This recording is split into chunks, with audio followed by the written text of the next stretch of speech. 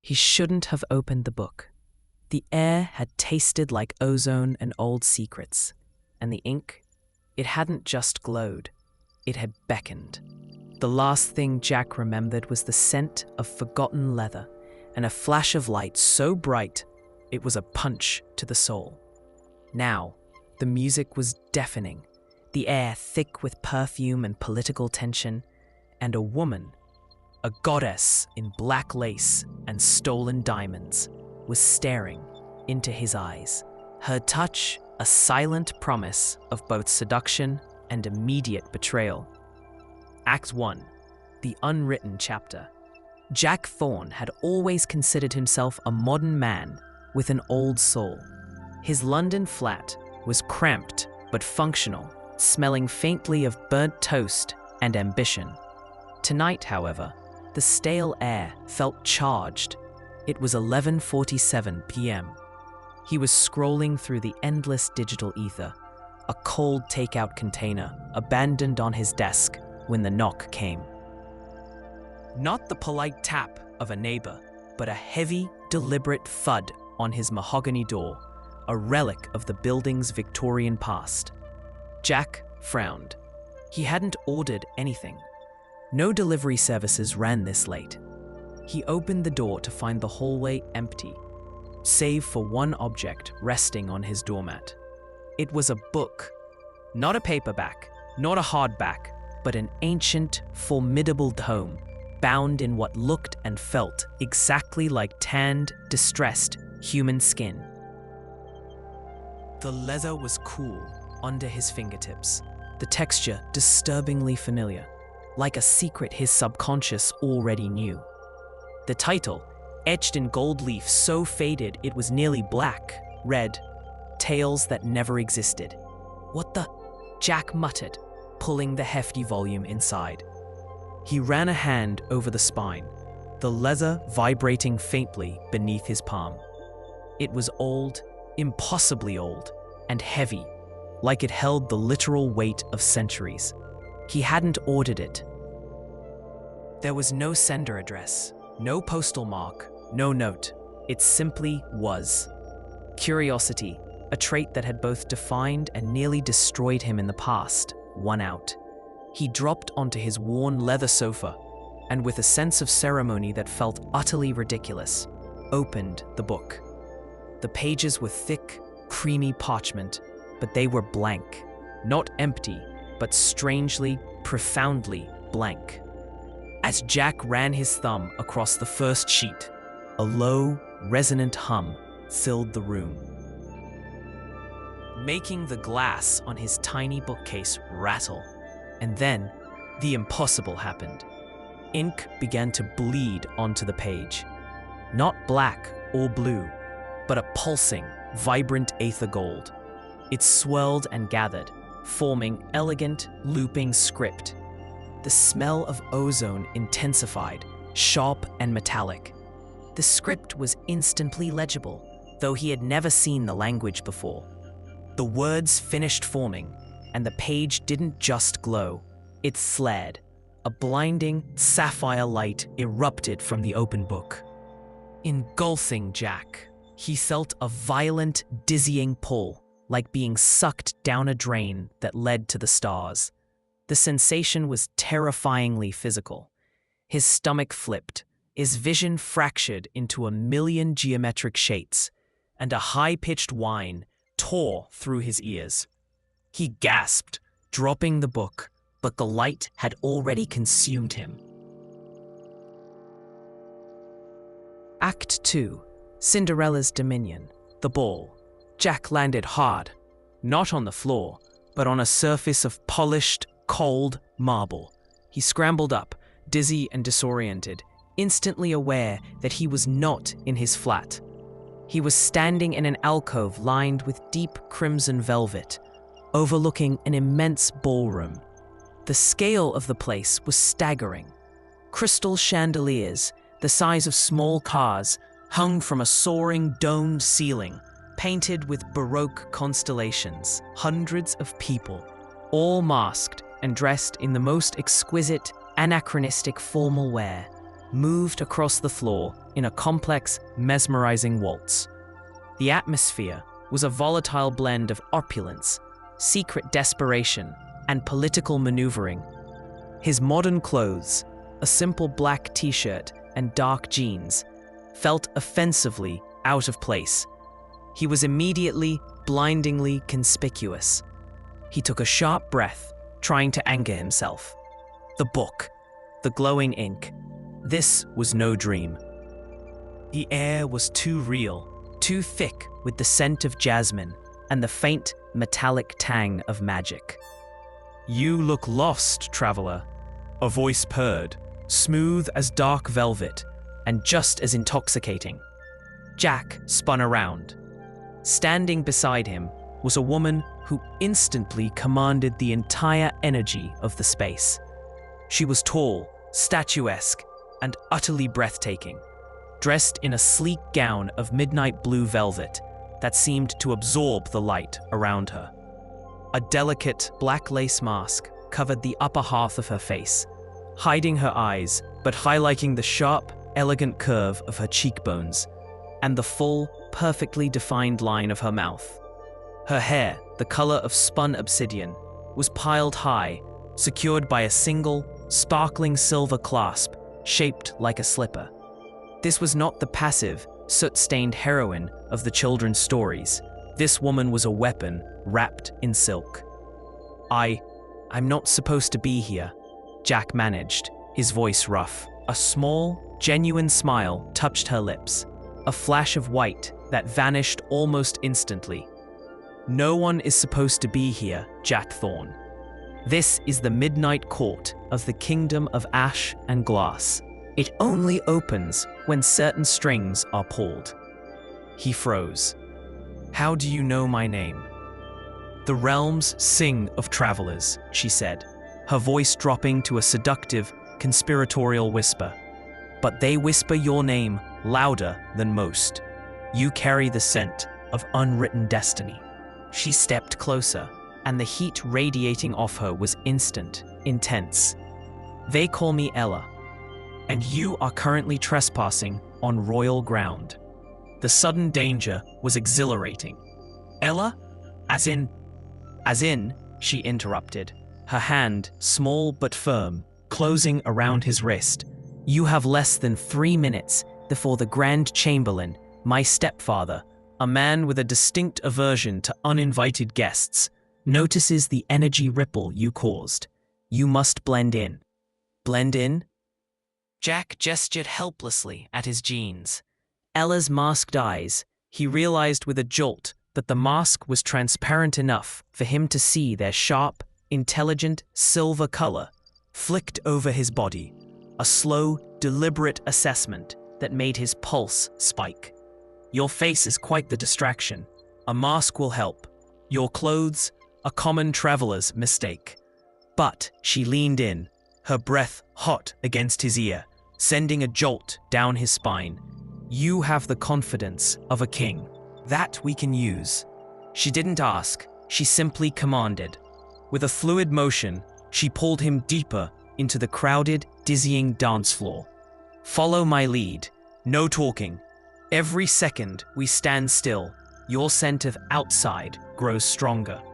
The music swelled, a powerful, magnetic force. Ella was a flawless dancer. Every movement as her body, a masterpiece of restrained power and devastating grace. Jack, who could usually hold his own, felt like an amateur. She forced him into a fast, complicated rhythm, her movements demanding a level of intimacy he'd never experienced with a stranger. Her hand rested on his lower back, the pressure precise, directing him with an authority that was wildly, surprisingly arousing. Their proximity was instantaneous and overwhelming. He could smell the subtle, addictive scent of her. Lilac and burnt sugar, a mix of innocence and danger.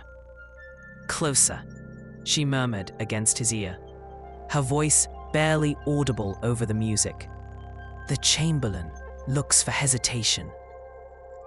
He tightened his grip on her waist, pulling her flush against him. The difference in their attire was now a moot point. The chemistry between them was a physical third presence, a static charge of forbidden seduction. "What are you hiding?" Jack whispered, his lips brushing the delicate curve of her ear. Her body stiffened momentarily, a flash of pure, unalloyed fire in her silver eyes. "Only what keeps me alive, traveler, and what, if discovered, will kill you." The dance was a conversation, a negotiation, a slow burn battle. Her touch was possessive, her gaze direct and challenging. This Cinderella was a high-stakes player in a game of crowns and betrayal. They spun near a set as massive, floor-to-ceiling windows. Through the glass, Jack could see the city outside, a massive, sprawling metropolis built almost entirely of shimmering, ethereal glass, bathed in the light of an unnaturally huge, almost luminous half-moon. The scale was unbelievable. "Why help me?" he asked when the music offered a momentary lull. "Because the traveler's arrival is a prophecy," she stated, her voice devoid of emotion. "And prophecies are useful tools for those who intend to dismantle a kingdom." She suddenly dipped him, a dramatic, breathless plunge that made the room spin. When she pulled him up, her eyes were wide, and the easy elegance was gone, replaced by sudden, raw fear. "He sees us," she hissed. The clock. Across the room, a large, corpulent man in a velvet and gold uniform, the Grand Chamberlain, was staring directly at their small alcove, his expression cold, calculating, and predatory. He took a single, slow step toward them. "The clock strikes midnight here when the moon's light hits the highest spire," Ella whispered frantically. "It is the hour of the curfew and the hour of the cinder."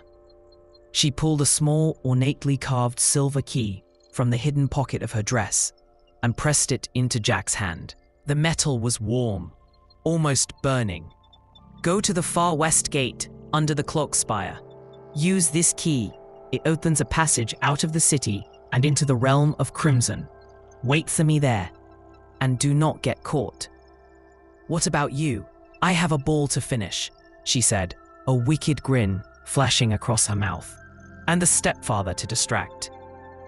With a final, desperate shove, she pushed him towards the velvet alcove where he had first appeared, just as the huge, silver clock spire outside the glass window began to chime a single, echoing, warning note. Jack didn't hesitate. The tension in the ballroom was now palpable, the waltz abruptly dissolving into a low, anxious murmur. He darted into the shadows, his heart hammering against his ribs, the silver key a burning promise in his palm. He could feel the Grand Chamberlain's cold, hungry gaze tracking him. He was running for his life, and running straight toward a woman he was already falling for. Jack moved through the labyrinthine corridors behind the ballroom, his lungs burning and the silver key digging into his sweaty palm. Every shadow felt like an enemy, every turn a potential ambush. The Grand Chamberlain's search had begun in earnest. He could hear the clipped, arrogant voices of the guards echoing behind him. "He's not just a warden," Jack thought, remembering the cold malignancy in the man's eyes. "He's a predator, and Ella is his prey, or his prize." The fierce protectiveness that flared in his chest was irrational, instantaneous. He'd known her for minutes, but their dance had been an eternity of shared secrets and desperate, electric attraction. He finally burst out onto a narrow, wrought iron balcony overlooking the sprawling glass city. The clock spire loomed directly ahead, its immense bronze face catching the sinister lunar glow. It was a masterpiece of kinetic energy, gears turning with mechanical precision, and the air around it thrummed with raw magic. He raced down the spiraling outer staircase, the metallic scent of magic growing stronger. He reached the heavy, ironclad west gate, a forbidding archway that marked the edge of the city's jurisdiction. 2 towering guards stood sentry, their armor polished to a mirrored sheen. Too obvious, too direct. Jack pressed his back against the cold stone of the spire's base, heart pounding. He remembered Ella's words, under the clock spire. He ran his hand along the wall, searching. The silver key suddenly grew scalding hot, pulsing in his grip. It felt less like a key and more like a magical tuning fork. He pressed it against the stone. Instead of a lock, a section of the wall, a perfect, nan-sized rectangle, disappeared. The stone didn't move. It dematerialized in a brief flash of the same ether gold light he'd seen when he opened the book. He plunged through the sudden opening into absolute darkness, the scent of damp earth and ancient forest replacing the ballroom's perfume. Just as he stumbled, he heard the frantic, furious shout of a guard right outside the gate. "The traveler! He went to the gate! Find the—" The rest was cut off by the heavy thud as the stone rectangle instantly reformed, sealing the passage. Jack was trapped. He was out of Cinderella's dominion, but now he was utterly alone, deep in a dark, unfamiliar wilderness. "You're late." The voice was a low, silvery whisper right behind him. Jack spun around, adrenaline surging. Ella, she stood in the near darkness, illuminated only by a sliver's light filtering from a crack in the wall. She was no longer in the shimmering blue gown. She wore simple, form-fitting black leather breeches and a dark tunic, her elegance replaced by lethal efficiency. The only remnant of the ball was the intricate lace mask, still hiding her eyes, but adding a layer of dangerous mystery. In her hand, she held a long, slim rapier that glinted wickedly. "I had to retrieve the original," she said, nodding toward her discarded dress, which was now just a pile of shimmering, blackened ash on the ground. "At midnight, the cinder magic turns the finery to dust. I was a prince's mistake, not a princess, and my only magic is the fire of vengeance."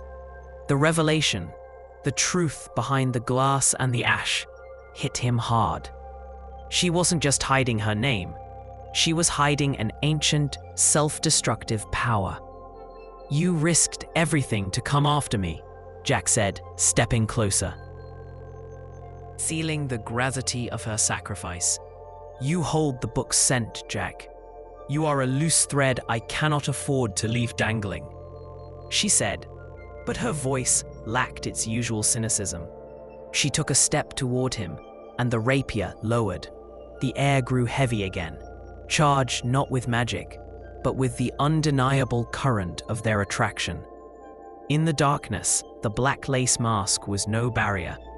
He saw the fire in her eyes, the desperate need. "The Chamberlain knows I helped you.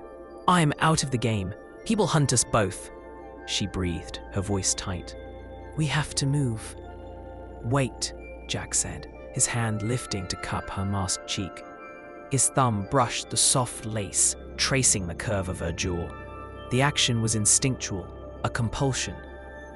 "I don't know the rules of this world, Ella, but if we are running together, I need to know why I can't stop thinking about you." She closed her eyes, a sharp inhale catching in her throat. The distance between them evaporated. The kiss was immediate, desperate, and furious. It wasn't the tentative, slow-burn kiss of a first date. It was the ferocious, life-affirming contact of 2 people who have just survived a firing squad. She tasted like the faint metallic ozone of her magic and the sweet, dizzying wine of the ball. Her rapier clattered to the ground as her arms wrapped around his neck, pulling him hard against her. The kiss deepened, a sensual, sweet sigh, wordless promise of all the danger and passion their journey would hold. It lasted only a few perfect, reckless seconds before Ella tore herself away, her breathing ragged.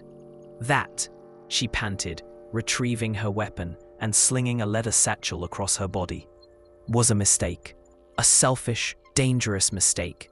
Now, let's run. The Crimson Woods do not forgive those who dally." She didn't wait for his reply, disappearing into the dark, tangled growth of trees.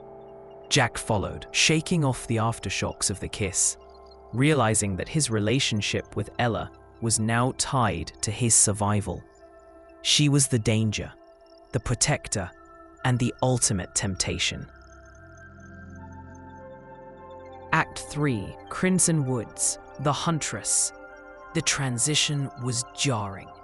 They ran for what felt like hours, the forest floor treacherous, the canopy thick and oppressive. The trees were massive, gnarled oaks, but the dominant color was an unnerving blood red. The leaves, the moss, even the bark, all were shades of crimson and scarlet, giving the air a perpetual, lurid twilight glow. This was the Crimson Woods, and the name was not metaphorical. "Why is everything this color?" Jack gasped, stumbling over a root that looked suspiciously like a severed limb. "The trees feed on a peculiar energy," Ella explained, slowing her pace slightly, her eyes constantly scanning the shadows. "Blood magic. The woods were soaked during the first Great Purge. The energy seeped into the very fiber of the earth. We are near the edge of the Hood's realm." The Hood? A powerful territorial huntress. She maintains a brutal, necessary balance here. "The walls of these woods are not animals, Jack. They are the guardians of the veil. They prey on anything that carries the scent of falsehood." They traveled in silence after that, the air growing colder, the howling getting closer. They were being hunted. Suddenly, a terrifying, guttural snarl erupted from the deep shadows to their left. A massive, charcoal gray creature, with eyes that glowed an unnatural, toxic yellow, burst from the undergrowth. It was easily the size of a small car, its teeth long and laser-sharp. A guardian wolf. "Run." Ella shoved Jack forward and raised her rapier. The wolf didn't hesitate. It lunged for Jack. He threw himself sideways, hitting the ground just as Ella's rapier flashed.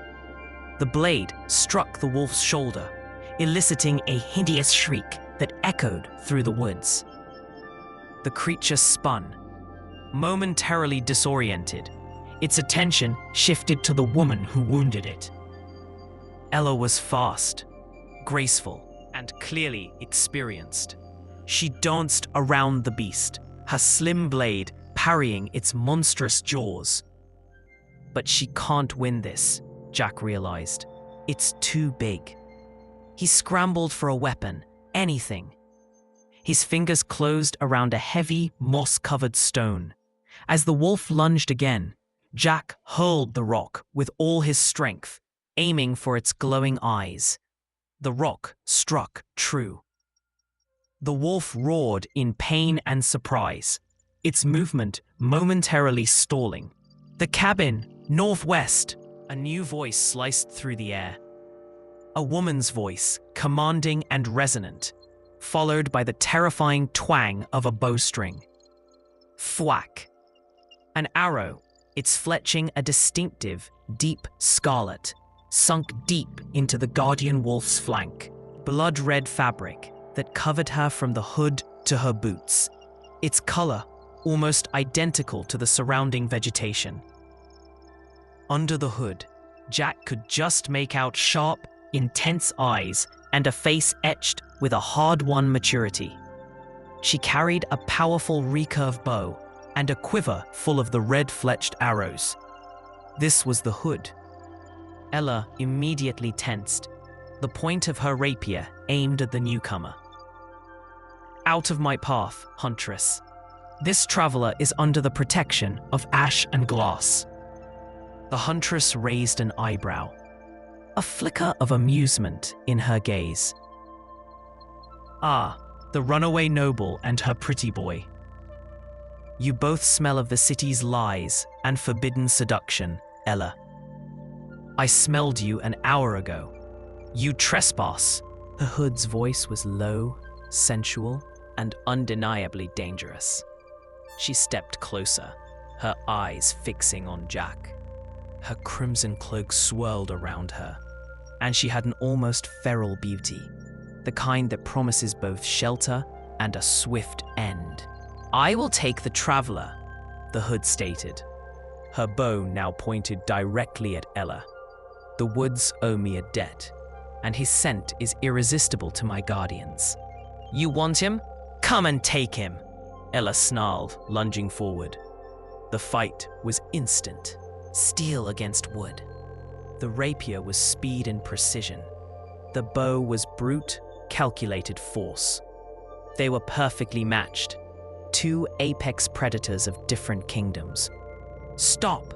Jack yelled, stepping between them. The move was reckless, but he couldn't stand by while two women fought over him. Both weapons instantly lowered, their owners glaring at him with a shared expression of utter disbelief. "You have a choice," the hood said, her voice dropping to a gravelly, intimate tone. "Stay with the Glass Queen and be hunted by the Grand Chamberlain's men, who are already at your heels. Or come with me and be hunted only by the raw desire of the woods." She took a step closer to Jack, the scent of pine and rich earth strong around her. "I know how to survive, traveler. She only knows how to run." A new sound cut through the forest, a faint, rhythmic sound of military boots and snapping branches. The Chamberlain's men were close. "The cabin," Ella hissed, making the decision for him. "She knows a sanctuary. Go with her, Jack. I'll divert them." "No, I won't leave you," Jack protested. "It is my only chance to lose them. Go, survive." She kissed him again, a quick, punishing press of lips, then vanished into the densest thicket, drawing the pursuers away. The hood watched her go, a small, knowing smile touching her lips. Self-sacrifice. How very noble. "Follow me, traveler. If we don't move, you'll be wearing a red cloak of your own." She turned and melted into the woods with a silent, fluid grace. Jack ran after her, leaving behind the heat of Ella's kiss and moving into the cold, primal realm of the huntress. The cabin was a ruin, barely more than 4 crumbling walls and a roof that leaked in multiple places. It was deep within the crimson woods, sheltered by a dense ring of ancient, blood-red, mossy trees. The hood, her real name, he learned, was Rhiannon, had quickly started a small fire in the stone hearth, its smoke curling immediately up through a shattered chimney. "The fire is warded," Rhiannon said, peeling back her heavy red hood. Her hair was a dark, unruly cascade, pulled back only by a thin leather thong. Her eyes were a stunning, mossy green, and they held an unsettling wisdom, as if they had witnessed every horror the woods had to offer. "The wolves will not cross this boundary unless they are driven by the deepest hunger." Jack's clothes were soaked and torn. He shivered, more from the shock of the past few hours than the cold. "Thank you for saving me, twice." "Don't thank me," she said, her voice dry as kindling. "It's transactional. Your arrival disturbed the veil. I must stabilize the territory. You are the anomaly, the disruption, and the irresistible scent." She took off her crimson cloak, folding it carefully and hanging it near the fire. Underneath, she wore layers of soft, worn leather, a practical, alluring second skin. Her body was lean, muscled, and moved with the easy power of a truly skilled hunter. "Take your shirt off," she commanded, not asking. "It's soaked. You'll catch the rot."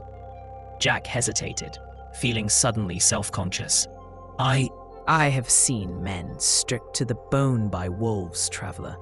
She cut him off, her green eyes challenging him. "Don't be a fool. I am a huntress, not a blushing bride." He obeyed, pulling the damp cotton over his head, revealing the lean lines of his torso. The air was cold on his skin. He saw her eyes briefly flick over him. A quick, purely appreciative assessment, before she turned to stirring something in a small iron pot over the fire. The cabin was small, intimate. The darkness outside the firelight felt vast and hostile, making the small space feel like the last island of safety in the world. They were impossibly close. "Why is your cloak red?" Jack asked, watching the firelight play across the sculpted lines of her back. Rhiannon sighed, a sound of deep, weary age. "It is dyed in the blood of the first wolf I killed, a guardian that was my father's companion. It marks my claim, and it hides me in this light. The woods do not recognize the color of innocence." The tension in the air was a physical force. It wasn't the light dancing tension of Ella. This was heavy, primal, and steeped in a desire that felt as old as the earth itself. The near kisses, the shared breath, the knowledge that they were alone, far from any civilization, created a volatile mix of fear and explosive heat. Jack moved closer to the fire, needing the warmth. He sat on a piece of rough-hewn wood, watching her. "You called me the irresistible scent. What does that mean?" Rhiannon turned, sitting opposite him, her eyes locking onto his. "You carry the scent of potential, Jack Thorne, a traveler from a world without true magic. You are unmarked, untainted. You smell like a new story. The Guardians are drawn to that kind of power. And so," she paused, her gaze dropping to his mouth, "am I." She reached out, her fingers touching his bare chest, a light, searing contact that made him draw a sharp breath. Her touch was calloused and strong. "Ella, the Glass Queen, she plays with seduction. She is silk and mirrors," Rhiannon murmured, her voice a low, throaty purr. "I am earth and need. There are no games here, traveler, only survival." The fire crackled, the only sound apart from the growing beat of Jack's heart. He leaned in, closing the small, agonizing distance between them. The air was thick with unspoken truths and the primal, an urgent need for contact. Her eyes were wide, accepting the inevitable. He didn't kiss her. Instead, he simply rested his forehead against hers, the proximity almost unbearable. "I need to know the truth about the book," he whispered, his breath mingling with hers. "I can't play your games." Rhiannon's hand moved from his chest, up to cup the back of his neck, her touch firm, possessive. "The truth is a weapon I share only with those who are willing to bleed for it. Do you understand, Jack? This realm, it will devour you." "Then let it," he managed, leaning back just enough to see the hungry fire in her eyes. Act 4. The Kingdom of Illusion.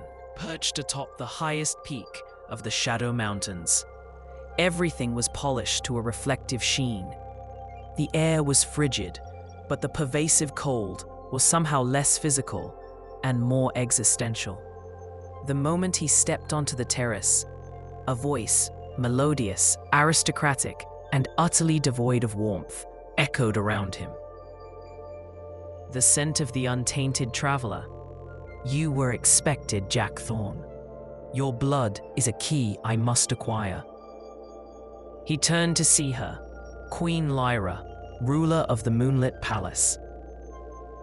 This was Snow White reimagined. Not an innocent maiden, but a queen of overwhelming, severe beauty. Her gown was a heavy black velvet, contrasting violently with her skin.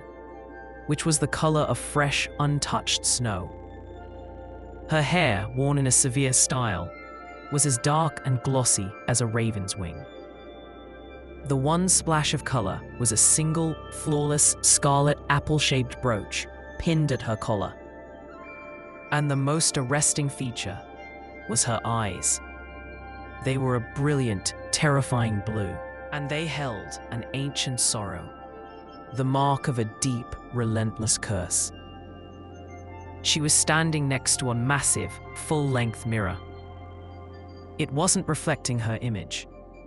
Instead, it showed a constantly shifting series of images. The ballroom, the crimson woods, a glimpse of Jack's London flat. It was a window to the realms, and possibly to his soul. "Who are you? What do you want with my blood?" Jack demanded, bracing himself for another desperate fight. Lyra gave a slow, chilling smile. "I am the queen, burdened by an ancient curse of reflection. Every moment I feel desire, every moment I feel true joy, I am forced to gaze into the mirror of shattered truths. It reflects not what I am, but what I could have been, the innocent maiden my stepmother destroyed." She gestured toward a lavish feast laid out on a table of polished obsidian, untainted by the magic of this world. "It is the only thing that can momentarily break the reflection and give me respite from my own past. Sit, eat. We have much to discuss before I decide whether to save you or sacrifice you for the sake of my kingdom." Jack, exhausted and starving, warily accepted her invitation. The fear was there, but so was a strange, protecting pity. This queen was more than just beautiful. She was tragically, devastatingly broken. Over the next few days, Jack was installed in a wing of the Ice Palace, a place of stunning, alien beauty. He learned that Lyra's kingdom was constantly under siege, not by armies, but by the subtle, insidious magic of illusions cast by the powerful, unseen force of her stepmother's lingering power. Lyra herself was a contradiction. Elegant and regal one moment, fiercely protective and intensely vulnerable the next. She would spend hours with Jack, not speaking of battles or politics, but of his world. "Tell me of your glass boxes, your small screens that hold the voices of the entire world." She would request, her eyes wide with a genuine, childlike curiosity that starkly contrasted with her cold demeanor. Their attraction was a slow, agonizing burn, unlike the sudden flares with Ella and Rhiannon. With Lyra, it was all about intimate proximity and emotional depth. They would sit together in the silence of the immense, cold chambers, their hands inches apart, their eyes holding a conversation that their words could not. One evening, Jack found her near the grand mirror, her face pale, tears of crystalline ice frozen on her cheeks. The mirror showed the horrifying image of a young girl, Lyra as a child, being poisoned by an unseen hand. "It never stops," she whispered, her voice cracking. "The moment I allow myself to feel, the curse activates. The mirror forces me to relive the darkest hour of my life. I cannot protect my people if I am constantly paralyzed by my own reflection." "How does my blood break it?" Jack asked softly, moving toward her. "The magic requires absolute, untainted life force to disrupt the illusion," she explained, her body trembling. "A ritual, a sacrifice, a single large offering of pure life to break the cycle. I have been resisting it, Jack, because I know what the process entails." He reached out, not to touch, but to offer his hand, a lifeline. She didn't take it. "When you arrived, the mirror showed a new image," Lyra said, her eyes meeting his, full of an agonizing conflict. It showed a future where I choose to save you, and in doing so, I condemn my kingdom to a permanent winter. It showed a future where I sacrifice you, and my people are freed. I am torn between my duty and my forbidden attraction to your light. Jack felt a wave of profound sorrow and a sudden, fierce loyalty. She was literally cursed to suffer if she chose him. Then I choose for you, he said simply. Tell me what needs to be done for the ritual. I came to this world because a book called me. If my purpose is to break a queen's curse, then so be it. Lyra stepped back, shaking her head. No, that is the true sacrifice. I cannot allow you to choose it. You are the purest thing this realm has seen. I have felt things with you, a sliver of true, unburdened joy that I haven't felt in centuries. It is selfish, it is wrong, but I want to keep you here, Jack, to keep your warmth against my cold. The atmosphere shifted from quiet despair to volatile tension. Jack's presence was now a clear threat to Lyra's sanity and rule. The mirror grew more aggressive, throwing up images designed to break her resolve. One evening, as Jack and Lyra were discussing an ancient text that might offer an alternative to the ritual, the mirror flashed violently. It showed a vibrant, highly sensual scene, Ella's kiss in the dark passage. The fire in the crimson cabin, Rhiannon's head resting on Jack's chest. The traveler carries many loves. The mirror's disembodied, mocking voice boomed through the hall. His passion is a fire. It is not for the lone queen. Lyra gasped, her face turning to stone. It was pure, unadulterated jealousy. The curse was playing on her deepest fears, that she was too cold, too broken to be truly loved. Illusions, Lyra, Jack said, jumping up and placing himself between her and the mirror. They are manipulating you. Those women saved my life. I have feelings for them, yes, but they are from a past chapter. You are the only one in the room right now. Lyra's control snapped. A wave of raw, icy magic erupted from her, a powerful, shimmering force of protective energy. It didn't strike Jack, but it slammed into the mirror, causing the glass to shudder and crack with an ear-splitting screech. You will not show him lies, Lyra screamed at the mirror. You will not force me to choose. He is mine to protect. The raw, beautiful display of her power, her protective magic, was breathtaking. She was fighting the curse, not with ritual, but with fierce, unyielding love. She turned to Jack, her breath ragged. You must leave. Now. I am losing the fight. I can keep the reflection at bay for one more night, but the longer you stay, the harder the curse fights to claim your life force. She took his hand, pulling him through a hidden door, down a narrow passage carved into the pure ice. She moved with a desperate urgency, her hand a burning brand against his skin. There is a passage beneath the throne room, through the caverns of the 7 slumberers, she whispered as they ran. It leads down to the sea, the next realm. You must go to the Tide Kingdom. They reached a heavy, iron-bound door set deep into the ice. Lyra pressed a trembling hand against it, and runes of bright silver fire instantly burned into the surface, causing the lock to click open. I have paid a terrible price to prepare this passage, Lyra said, her eyes fixed on his. But I will not sacrifice the only light I have seen in a century. Go, Jack. Go to the mermaid. Her love is quiet and safe. Do not look back, or I will not have the strength to let you go. She reached out, cupping his face in her cold, soft hands, and she pulled him into a kiss that was achingly tender, full of the silent grief of a queen choosing duty over desire.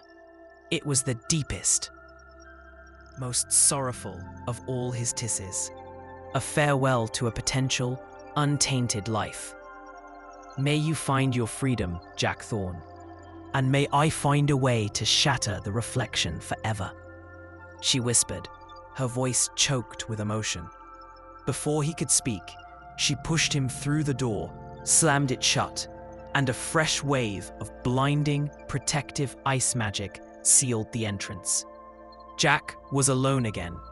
The only sound, the dripping water of the dark ice cavern. He carried the indelible memory of Lyra's fierce, protective love, knowing he had left behind a queen who truly loved him, but whose cursed duty made his survival impossible. He walked down the freezing, treacherous path toward the sea. His destination, the Tide Kingdom, and a new, watery mystery. Act 5, The Tide Kingdom, The Soul Bond. The ice passage from Lyra's palace eventually opened onto a secluded, shell-scattered beach, beneath a sky the color of pale rose quartz. The warmth was an instant relief, a gentle balm after the devastating cold of the mountains. The sea here was an impossible, luminous turquoise, and the light that filtered through the water was soft and ethereal. Jack took a single, exhausted step onto the sand, and then, without warning, the ground beneath him gave way. He plummeted into the water, the shock of the cold instantly stealing his breath. The ocean here was deeper than it looked, and the currents were powerful. He was immediately dragged under, disoriented, and struggling against the immense, crushing pressure. This is it, he thought, the dark water closing over his head. I survived queens and curses, only to drown like a fool. As his vision began to gray, a flash of something luminous and fast darted toward him. Strong, slender arms wrapped around his chest, and an impossible force began to pull him upward, effortlessly countering the fierce undertow. He was dragged to the surface, gasping, coughing up salt water. He clung instinctively to his rescuer, his eyes struggling to focus. His savior was the mermaid. She was breathtaking, her skin the color of wet alabaster, her hair a stunning shade of jade, floating around her like sea moss. Her eyes were large, dark pools of liquid amethyst, filled with a deep, ancient loneliness. Her tail, shimmering beneath the waves, was a mosaic of sapphire and emerald scales that caught the sunlight in dizzying flashes. She held him steady, her body strong and perfectly adapted to the water.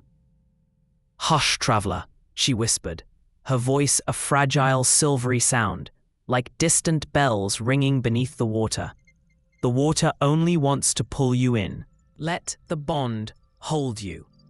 The bond? Jack was still struggling, his heart hammering in a panic. "When I save a soul from drowning, a connection is forged," she explained, her face inches from his. Her breath smelled of salt and a delicate, floral scent he couldn't name. "A temporary sharing of life force.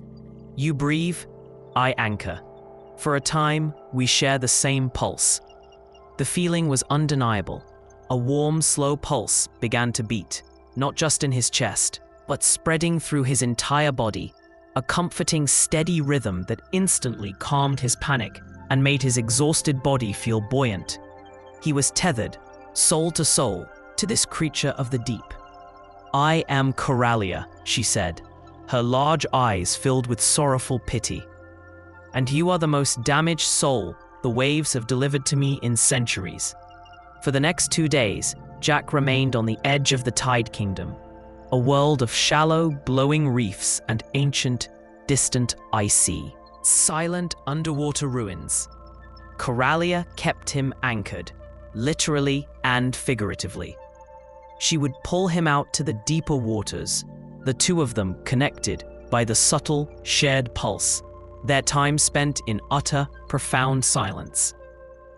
Coralia was gentle, wise, and heartbreakingly lonely.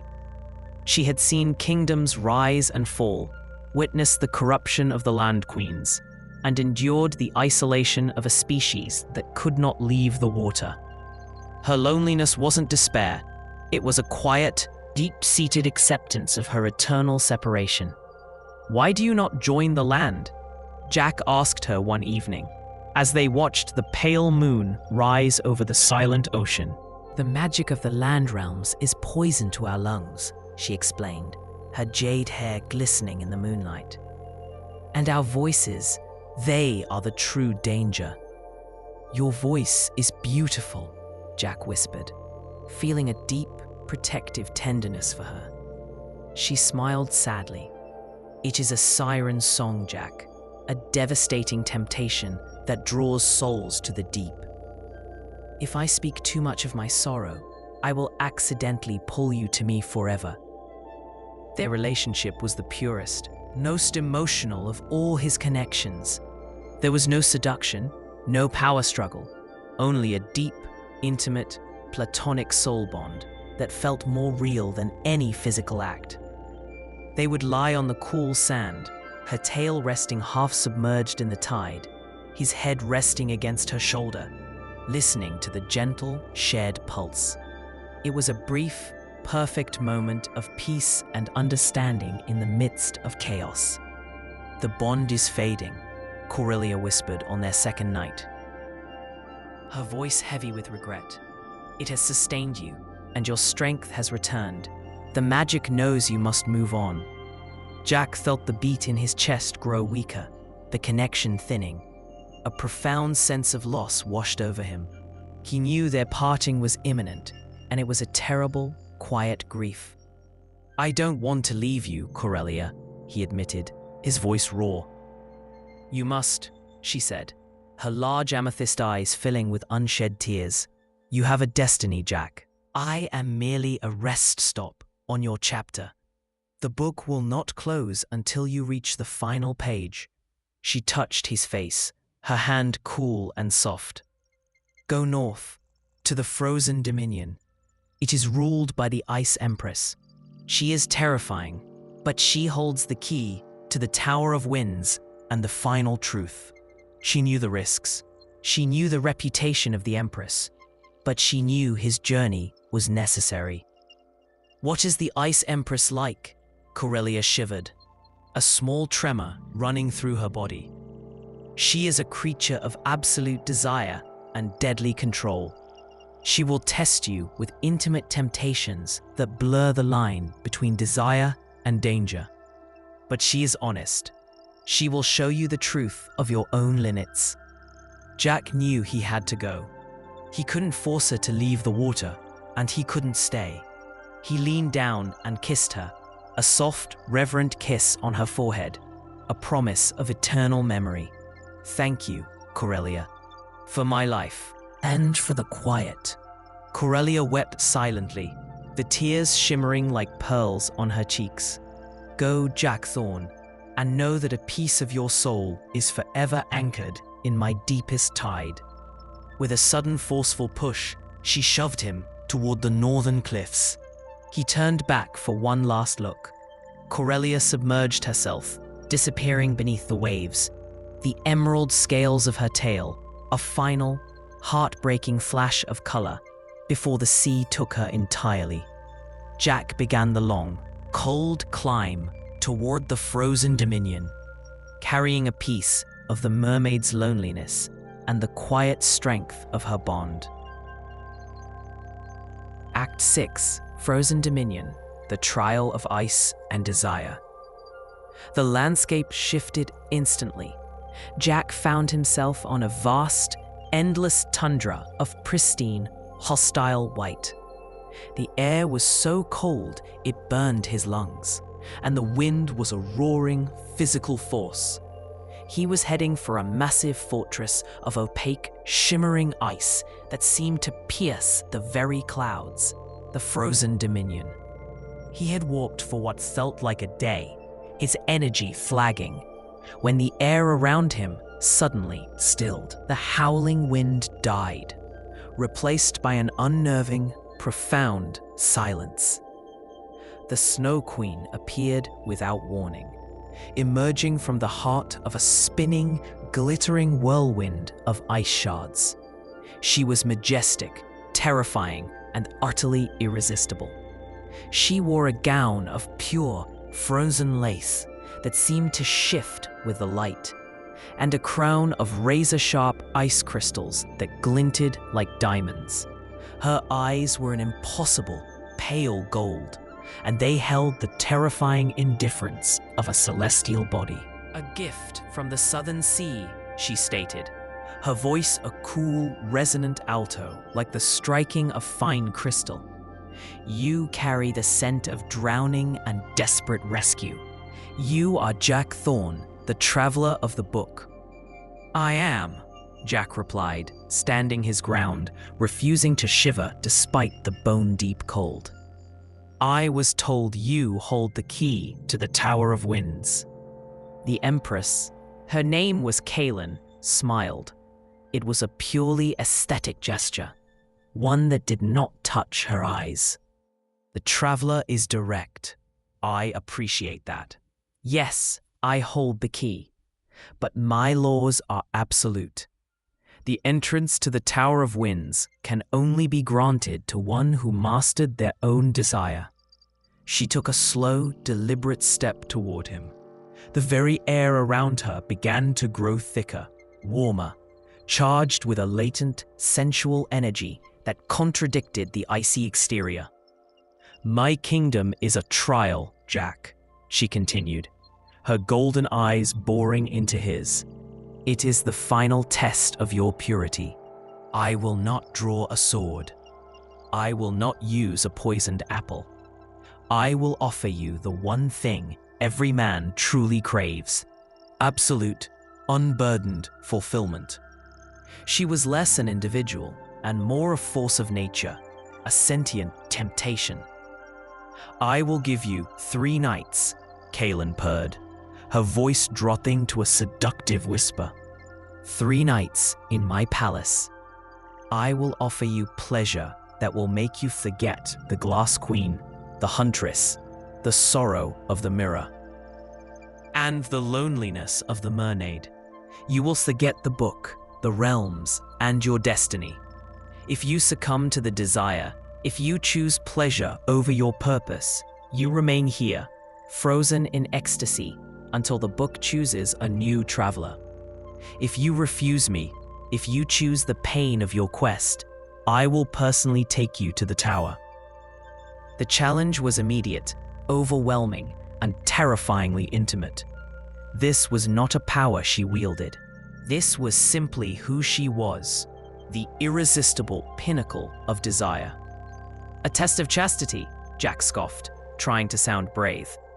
"No, Jack, a test of choice," Kaelin corrected, stepping so close her ice-laced dress brushed his clothes. Her warmth was a furnace. "You are already a man of passion. I simply ask you to choose your destiny over your fleeting desire. Can you look at me and choose the lonely, hard road?" She raised a hand, and with a faint sound of grinding ice, a colossal fortress of light and ice began to form behind her, a palace of impossible, shimmering beauty. "Welcome, traveler, to the frozen dominion. The 3 nights begin now." Jack found himself in a chamber within Kaelin's ice palace. The walls were covered in intricate, crystalline reliefs that depicted scenes of mythological, sensuous beauty. The bed, a vast platform covered in silks and furs, looked impossibly inviting. The air was unnaturally warm, a deliberate counterpoint to the cold outside.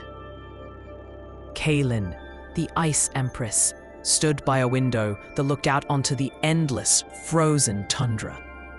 She had changed into a lighter, more revealing gown of shimmering silver material that clung to her impossible curves. Her golden eyes were fixed on Jack, a silent, powerful demand. "First night, Jack Thorne," she stated, her voice husky. "The trial begins. You survived the lust of the Glass Queen, the primal need of the Huntress, the tragic love of the Cursed Queen, and the emotional anchor of the mermaid. Now, You face the summation of all desire. She approached him slowly. Every movement was a deliberate weapon, a perfectly executed piece of sensual warfare. I offer you not just pleasure, but solace, she murmured, standing toe-to-toe with him. Forget the chase. Forget the betrayal. Forget the pain. I can freeze you in this perfect moment, forever free of the book's demands. No more running, no more saving, just bliss. She lifted a hand, her long, elegant fingers tracing a path over his chest, sending shivers that had nothing to do with the cold. Her touch was fire and ice, a confusing, exhilarating paradox. Choose me, Jack, she whispered, her breath hot against his ear. Choose the perfect stillness. Jack closed his eyes, his will fighting a battle against his most basic, overwhelming human needs. He could practically feel the warmth of the furs, the oblivion of her touch, the promised end to his desperate journey. He could stop being the traveler and simply be a man. But what about Ella, Rhiannon, Lyra, Coralia? Their faces flashed behind his eyelids. The fierce independence of the first, the grounding earthiness of the second, the protective sacrifice of the third, the quiet, lonely wisdom of the last. They had all chosen duty and pain over selfish desire. He put his hand over Kaylin's, stopping her movement. His voice was a little rough, but steady. I choose the pain, Jack said, opening his eyes and meeting her golden gaze. I choose the truth. I was called by a book, Kaylin. I can't stop until I know why. I refuse to let the story end here, on a note of oblivion. The women who sent me here suffered for their choices. I owe them the completion of the story. Kaylin's expression didn't change. She didn't look disappointed or angry, only faintly, analytically satisfied. She dropped her hand. A pity, she said simply, but a worthy choice. You pass the first night. Go, sleep in the outer chamber. You will need your strength for the second trial. The second night was a trial of the mind. Kaylin did not appear in the chamber. Instead, Jack lay in the luxurious bed, and the room filled with the sensual echoes of his past. He felt Ella's desperate kiss, Rhiannon's consuming embrace, and Lyra's final sorrowful touch, all intensified, all playing on his deepest physical needs, a relentless, magical assault on his senses. It was a night of fevered, waking dreams, forcing him to relive every intimate moment, tempting him to give in to the overwhelming need for release. He clung to his memory of Coralia's silent, anchor-like pulse, using its calm as a shield until dawn broke. The third night, Kaylin returned, regal and utterly compelling. She didn't approach the bed. She simply stood at the window, a silhouette against the perpetual crystalline snow. You are stronger than I calculated, Jack Thorne, she admitted, a hint of respect in her voice. You chose the cold purpose over the warm oblivion. You have won the key. She extended her hand.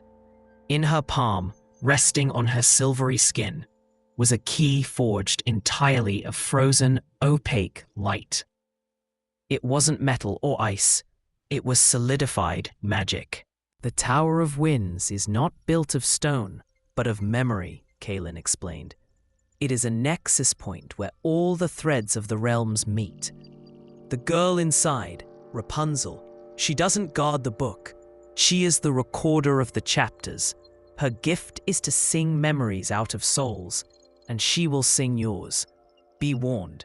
The truth may shatter your perception of reality. Thank you, Kaylin, Jack said, taking the light key. It felt cold, but oddly weightless in his hand.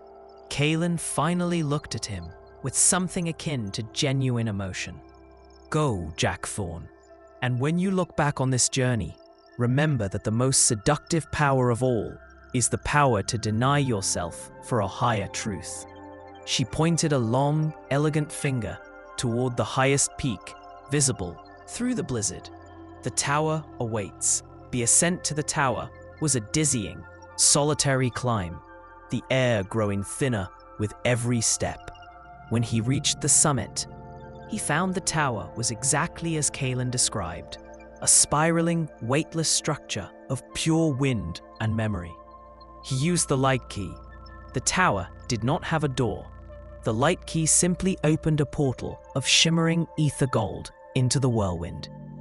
He stepped inside and found himself in a circular stone chamber bathed in a soft, ethereal golden light. The air was still and warm, and there she was, Rapunzel. She sat cross-legged on the stone floor, a girl who looked impossibly young and ancient at the same time. Her hair was the source of the golden light, a truly luminous, flowing river of hair that seemed to stretch from the floor to the unseen ceiling, radiating a faint, palpable energy. She was not trapped. She was conducting. She opened her eyes. They were the color of molten gold, and they looked at Jack with a profound, knowing sadness. "Welcome, Jack Thorne," she said, her voice a pure, beautiful soprano that resonated deep in his chest. "I am Anya, the last thread. I have been expecting you since the ink thirst glowed." She didn't ask him to sit. She simply began to sing. Her song was not a ballad, but a language of pure memory. As she sang, her luminous hair began to rise, coiling and swirling around Jack, touching his skin. And the truth was instantly, violently revealed. He saw the ballroom again, but this time he saw the ancient parchment of the book placed on the desk by a ghostly, ancient hand. He saw the guardian wolf, but he saw the ancient power of the forest defending its own. He saw Lyra's curse, but he also saw the original intent of her wicked stepmother, to create a chain of queens, each defined by a single catastrophic flaw. Then the song changed, and the memories focused only on him. Jack saw his London flat, his life, his ambition, but it all felt thin, two-dimensional, like a faded photograph. "The book did not choose you," Anya sang, the words echoing not in his ears, but in his mind. "You were made for the book. You are the conductor, the unmagical thread needed to tie the corrupted chapters together." Jack suddenly saw the 6 women: Ella, Rhiannon, Lyra, Corelia, Kaelin, and Anya, all in the same room, all looking at him with a shared look of fierce, complicated love. They are the 6 keys. The 6 flaws, the 6 powerful women whose pain keeps the realms separated and dying. You were pulled into their lives, not as a hero, but as the catalyst, the pure, untainted male soul that forces their deepest, most dangerous virtues to the surface, and in doing so, begins the process of mending the chapters. The singing became a crescendo, and Jack saw the final, shattering truth. He was not a tourist. He was an instrument. "The chapters are mended?" Jack asked, his voice weak. "They are ready," Anya replied, her eyes welling up with golden light. "Your journey, your pain, your passion, your choice of destiny over desire has broken the patterns that kept them imprisoned by their ancient tropes. The queens are now free to write their own stories." Anya gently lifted a strand of her luminous hair, which now touched his heart. "Now, the last act. The book calls you home, traveler. The final choice is yours alone." Act 7, Finale, the closing chapter. The golden light in the tower began to swirl violently, turning into the blinding, ether gold light of the initial transition. The walls of memory dissolved. "Goodbye, Jack Thorne," Anya whispered, the finality of her voice absolute. "And thank you for giving them a second chance at a happily ever after." He felt that same sickening, dizzying pull, magnified tenfold. He saw the 6 queens, the fierce love, the primal need, the protective sorrow, the quiet bond, the challenging desire, the hopeful wisdom, all looking at him one last time, a final, powerful current of emotion. He fell. He fell through a vortex of light, sound, and pure, raw magic. Jack slammed back onto a surface of soft, worn leather. The smell of burnt toast and ambition hit his nostrils. He gasped, opening his eyes. He was back. He was lying on his old, worn leather sofa in his cramped London flat. The takeout container was still on the desk. The time on his laptop screen read 11:48 p.m. He had been gone for 1 minute. He scrambled up, shaking, his body aching from the marathon run, the cold and the heat. He was wearing his black t-shirt and dark jeans, but they were no longer torn. They were slightly damp, smelling faintly of salt and pine. His eyes fell on the source of the chaos. The heavy, leather-bound book, Tales That Never Existed, lay closed on his doormat. As he watched, a final minute sliver of aether gold light faded from the edges of the pages. The book had closed itself. He knelt, his hands trembling, and reached for it. He opened it. The pages were blank. Truly, utterly blank. Not the vibrating, ready-to-write blank, but the blankness of a story that has been told. A chapter that has been closed. Jack closed the book. He stood in the silence of his small apartment, the mundane world crashing back around him. He felt the phantom pressure of Ella's hand on his back, the residual heat of Rhiannon's touch, the protective cold of Lyra's kiss, the steady beat of Corelia's pulse, the intellectual challenge of Kaelin's gaze, and the profound wisdom of Anya's song. He was still wearing the wolf's head charm Rhiannon had carved for him, its wood still warm from his chest. It was real. Was it a dream? An illusion?